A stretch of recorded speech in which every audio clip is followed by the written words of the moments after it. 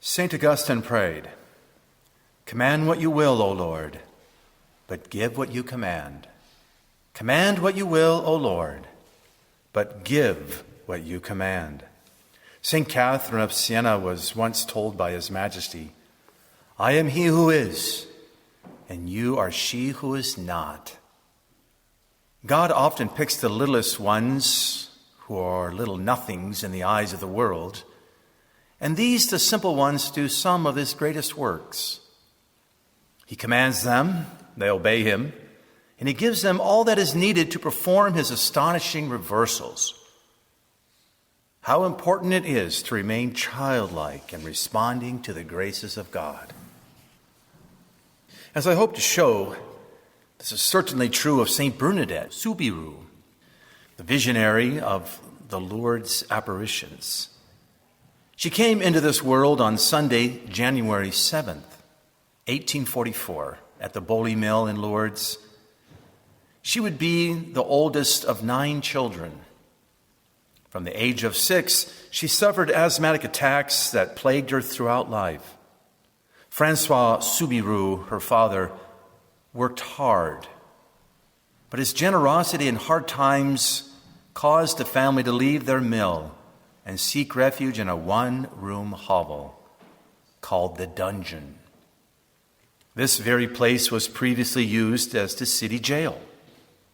Bernadette kept house and took care of her brothers and sisters. They all loved one another so much and prayed so well that their misery did not stand in the way of family happiness. This new home was provided to them by their relatives who lived next door. These same relatives later testified how they never heard or detected any dissension or arguments taken place in the family. Hollywood often gets it wrong and sadly misrepresents reality. The famous film, The Song of Bernadette, is inaccurate on this point, as on a number of others. But are we surprised? This impoverished family was happy and united in their struggles. So much did they love each other. When Bernadette was still a baby, her mother, Louise, was unable to nurse her, and so the child was sent to the nearby village of Barthes to be with the wet nurse, Marie Arvant Langouez. For the rest of her life, Bernadette referred to Madame Langouez as her nanny. During the winter of 1857, due to the lack of food for everyone in the Soubirous family, Bernadette was sent back to her nanny to tend the sheep. Madame Langouez was supposed to be teaching her the catechism so that she could receive First Holy Communion. But unfortunately, she found this task so frustrating that she finally told Bernadette, "You will never learn anything," and then threw the catechism book across the room. It was Bernadette's ardent desire and determined desire to learn the catechism and receive Holy Communion that led her to return home 15 days before the now very special day of February 11th, 1858. Looking for firewood with her sister and friends, she came to the grotto on the outskirts of Lourdes on that fateful February 11th. And there she was, the beautiful heavenly lady in the niche of a rock. An unlikely place, an unlikely visitor, an unlikely seer. Yet there she was, the Immaculate One, in a most unimmaculate cave. The contrast is truly striking. Who could believe it? Oh, how God and His Holy Mother condescend to us in this fallen world. What love they show us. But if that were not enough, the immaculate and singular dove of God came to make this niche in the Pyrenees a cave of last resort, a sort of echo of Covadonga, a foothold where she would take a stand and remain immovable against every single onslaught the revolutionary world at all levels would mount or could mount against her? Could it be that a reconquista of the eldest daughter of the church was beginning anew in this remote cave? Make no mistake, Lourdes is an immovable rock in the revolutionary river and remains so to this day. The Reconquista is not over. It took 700 years in Spain. Not surprisingly, then, the revolution is once again knocking at the door, with a rainbow flag appearing pridefully in a procession last summer in Lourdes, in the shrine. The devil is ever attempting to dethrone the beautiful lady, but he is doomed to be cast out and crushed underfoot. But instead of a great general of Covadonga, Don Paleo, our immaculate heavenly queen chose a little illiterate girl to hold out against all the revolutionary forces occupying France. It was not Muslims this time, but rationalism. Rationalists, Freemasons, deists, occultists. Something simpler was needed. A simple, pure, humble girl to turn over their rationalistic, satanic pride. How they hate humility, these wolfish men, these infiltrators, these liars.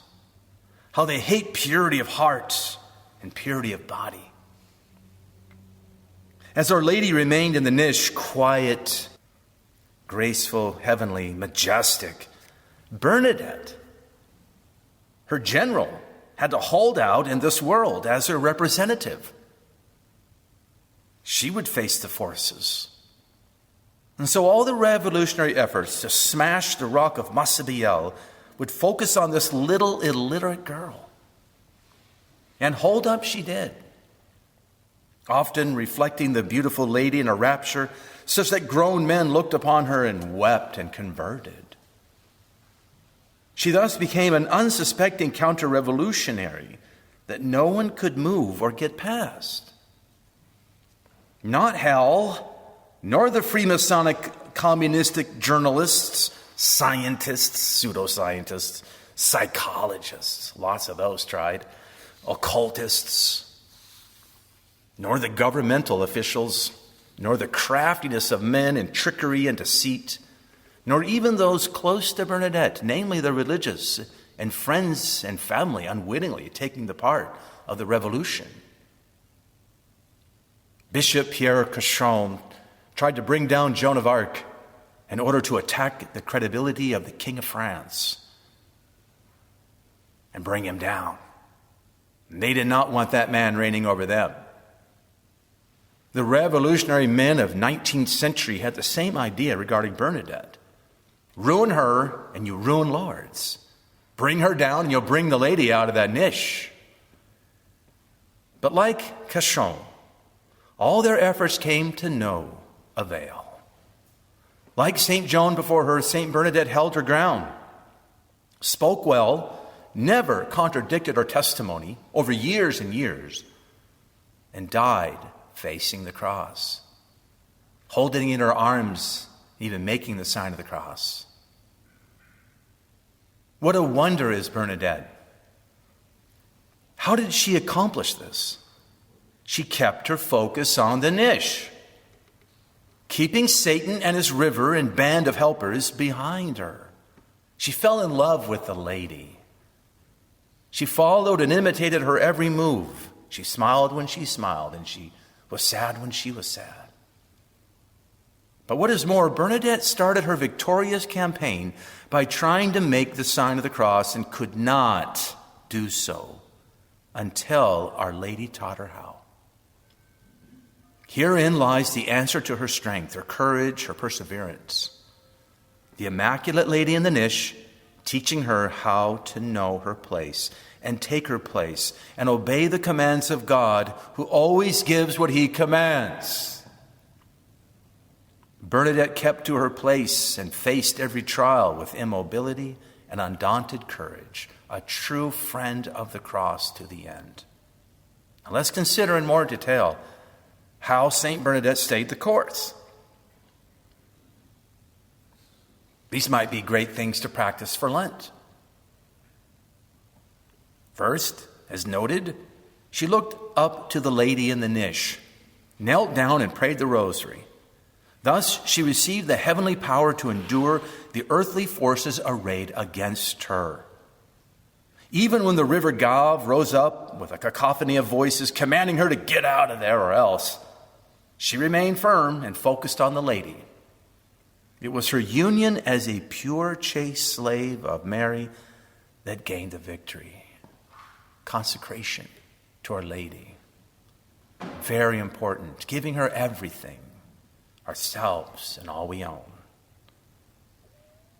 Second, she attended the Holy Mass daily, all throughout the ordeal. She had not yet received her first Holy Communion, yet she went to Mass every day.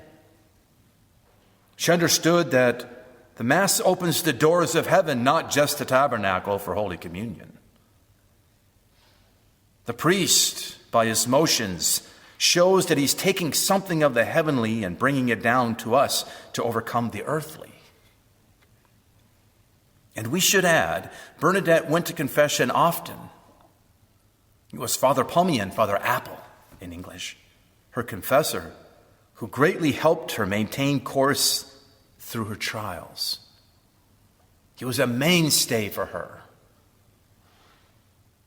He greatly helped her maintain her course. Fatherhood is one of the reasons for Bernadette's resounding success. She worked always under the fatherhood of priests and her own dearly beloved Father Francois. He was the one who came to see her when she was at Vartres. He supported her throughout her trial, even though he stumbled a few times due to the intense pressures. Never, however, did he take it out on his daughter or blame her for anything. He was the only family member to visit her in the convent, if memory serves. They were very close. Throughout the lives of the great women saints, we see this strong father-daughter connection is vital to their success. And so it was with Bernadette. She did all with his permission and respecting him always. Fatherhood. Fatherhood gives us the Mass. It gives us confession. It gives us a lot. Number 3, she worked patiently with all those around her, her family, her priests and teachers, city officials and others, even when they became difficult and obstructive. In time, because of this patience, they all converted or were sent away. She answered officials simply and sometimes boldly, but never disrespectfully or lacking in virtue. They walked away bested, thinking a little girl had won the victory, knowing it to be true. Later on, people came to her from all over the country and the world. How many times she could have run away and hid, but she remained and patiently met with them and answered their repeated and often silly questions, and sometimes all day long. Patience overcomes the revolution. The devil wants haste and impulsive behavior. As a religious sister, she became a most edifying and pleasing nurse. Even every patient under the sister's care longed for her help and presence, as many attest. She was a patient nurse. Patiently did she suffer her bodily demise, even having to be confined to the infirmary for years, unable to attend Mass, saying, "My duty is to be sick." Fourth of all, she practiced piety, lighting candles and making the sign of the cross with great care and devotion, kneeling down in the muddy grotto to pray. She later made beautifully crafted vestments for the altar. As sacristan, she was most attentive and piously prevented carelessness in the other sisters. Thus, one of her helpers relates, I watched her take the purificator with great reverence and put it back into the berths.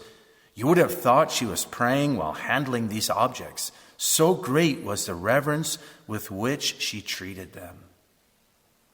When sick, she would often tell others to pray for her soul more than her bodily health.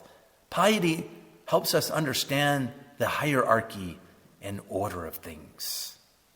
She prayed well, such that some said of her in the convent, her demeanor in chapel was most impressive. The sight of Bernadette at prayer had an indescribable effect on me. Yet it was also said of her she did the same as everyone, but better than everyone, as Bernadette hated ostentation. She was also known to correct impiety. Once she said to a fellow sister, you make the sign of the cross badly. You must see to that, for it is important to make it well. And finally, fifth of all, she kept good company.